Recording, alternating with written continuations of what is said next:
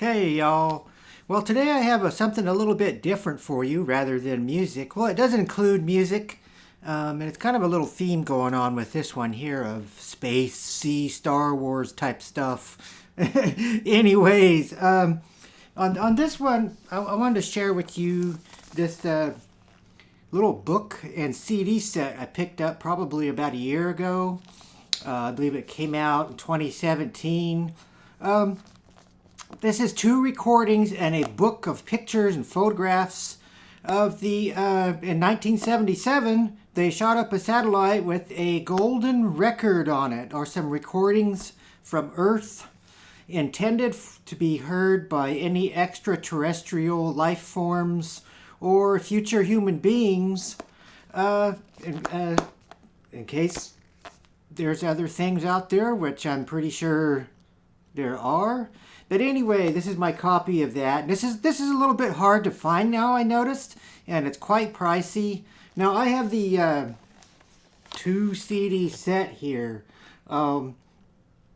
which I know you can get for about $40 if you can find it.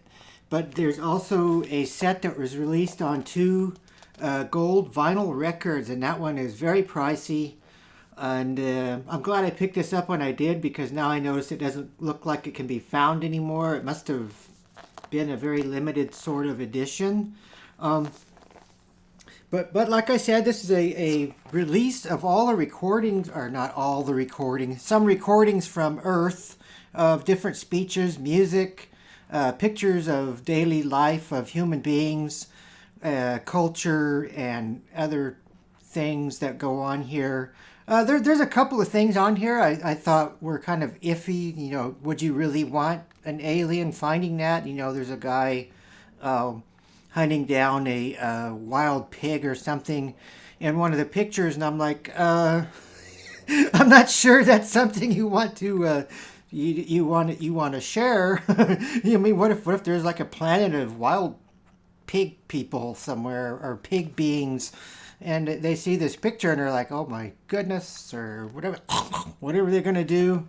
But anyway, here's some of the recordings that were on here. There's a greetings from Kurt Waldheim. I guess he used to be the president of Germany or Austria somewhere. Connie told me, but I forgot where it was. And I know he got into some trouble for some things he did during World War II, and you can guess what that might have been. It has greetings in 55 languages, sounds of Earth, United Nations greeting, whale songs.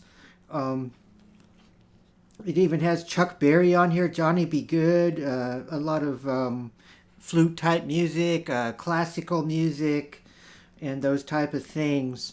And it's just interesting to me that they actually did this back in 77. It was basically a giant CD, or a giant, it was kind of a record, I guess. There was a way that they put in instructions some kind of way to play this golden record that they shot up there. And there it is right there.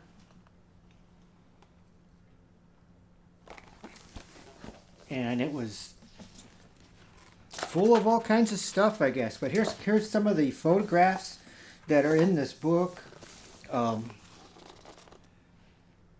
There's a mother breastfeeding some children there. Surgeon taking care of a baby. There's a guy eating some grapes. Now, hopefully these people aren't fruit life based, vegetable type life forms, because he's eating a big old wad of grapes there. There's some people walking on the Great Wall. And I just thought that was a very interesting thing to pick up when I seen it at our Hastings that we used to have here. Now that closed a couple years ago. And we have some trivia from there. Star Wars: A New Hope came out then. Very fitting for this. World Series champions were the New York Yankees. The Stanley Cup champs were the Montreal Canadiens. A memorable quote from then is, "May the Force be with you." And Elvis Presley had some Scientologists try to recruit him into their outfit. And he said, hell with those people. Those son of a bitches are just after my money.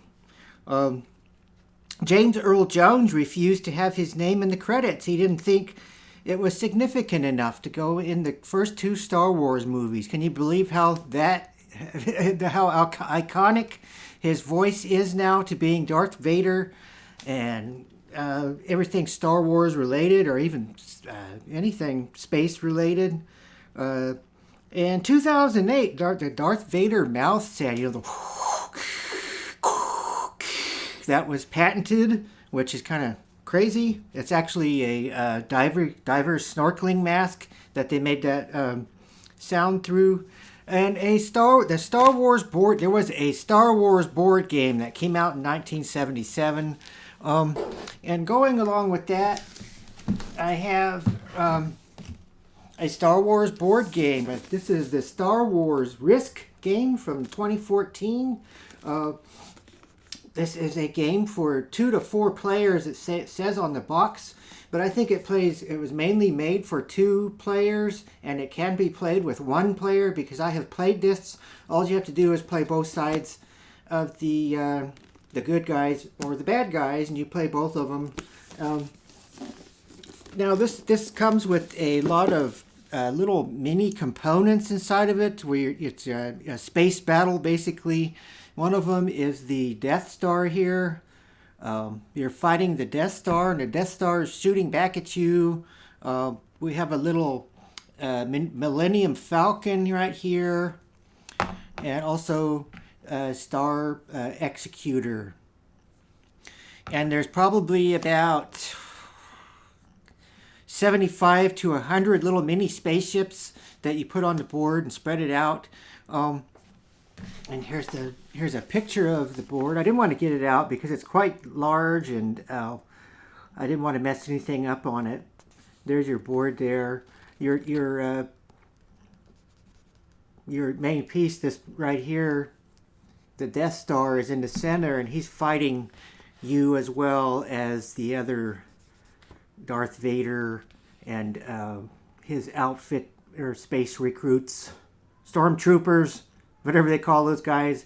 But this is a very fun game. It's a cards and dice based.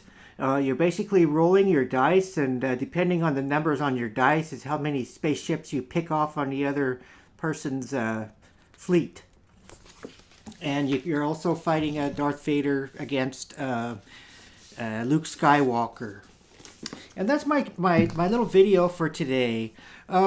I highly recommend you pick up that Star Wars game. It's very affordable, especially if you just want to play it by yourself. It's fun that way. It's only about $20 right now, so it's quite affordable. And that's my little video for today. Colin over and out. May the Force be with you. And poof!